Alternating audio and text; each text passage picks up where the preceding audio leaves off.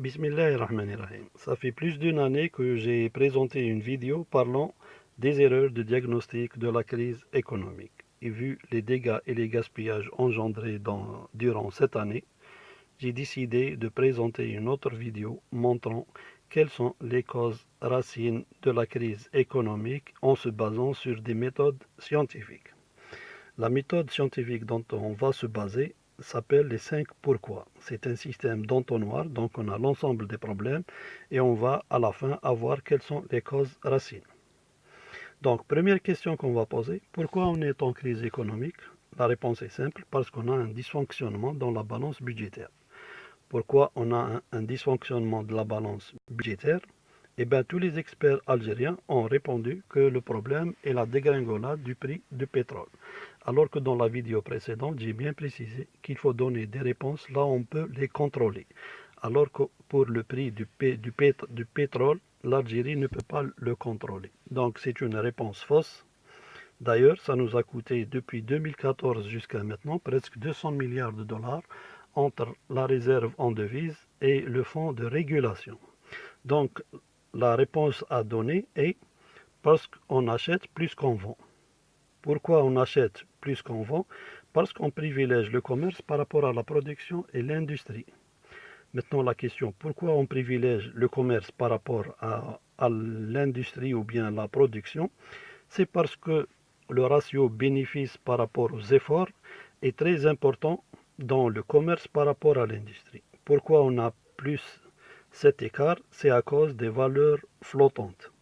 Les valeurs flottantes, c'est quelque chose comme ça.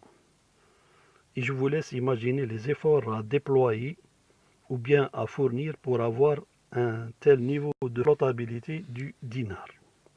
Maintenant, on va parler des solutions. Je vais vous dire une citation de Bernard Shaw qui dit « Une personne raisonnable s'adapte au monde qui l'entoure, tandis qu'une personne déraisonnable veut sans cesse que le monde s'adapte à elle. Ainsi, tout progrès et développement dépendent des personnes déraisonnables. » Moi, je dirais, un expert raisonnable propose toujours des feuilles de route basées sur des schémas classiques de développement. Même dans le cas où ils mènent, ils prennent beaucoup de temps. Donc, tandis qu'un expert déraisonnable veut sans cesse résoudre des contradictions, telles que moi. Ainsi, tout développement spectaculaire vient des experts déraisonnables. Je vais juste faire une mise en garde. Les experts algériens parlent toujours qu'il faut aller vers la flottabilité du dinar. Je déconseille cette approche parce que si on va à dévaluer le dinar jusqu'à arriver au cours parallèle, on va avoir le scénario suivant. Le cours parallèle va, dans un laps de temps très court, rattraper l'écart et arriver peut-être à 300 dinars l'euro. Et ce sera un scénario catastrophique pour notre pays. Donc j'ai développé des solutions qui peuvent stimuler une auto-amélioration dans presque tous les domaines. Et je m'engage, durant la première année, à ne plus avoir de défaillance dans la balance budgétaire.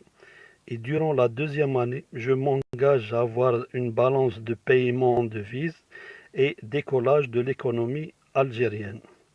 Nos compétences sont amélioration continue et résolution de problèmes et je vous remercie pour votre attention. Salam alaikum.